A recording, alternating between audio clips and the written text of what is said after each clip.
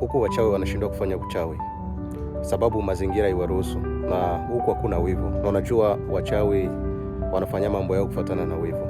Mchawi ni sumu katika maisha ya binadamu, maana wao hufikiria tu mabaya na kutamani kuona maisha yako ikihangaika. Unaona hii pori iko nyuma yangu, kuna miti.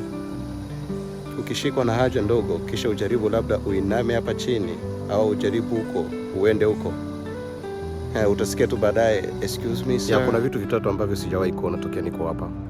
Kwa kwanza, sijawahi kuona moto, watu hapa hawana wivu, hawana chuki, hawana wachawi wa kuwasumbua ama wezi wa kuwasumbua. Fanya kazi kwa kuna mtu pia amesoma, akona ujuzi, hajawahi fanya kazi kwa maisha yake. Hajawahi hata kujaribu kufanya kazi au kuonja, tuseme kwa lugha nyingine. Kama wewe ni mtu wa mambo ya kanisa, umezoea vya kanisa sana, tuseme mwimbaji, mwinjilisti, yani mambo yako tu mambo ya kanisa. Yani Marekani, Kanada ni nchi mzuri kwako sana.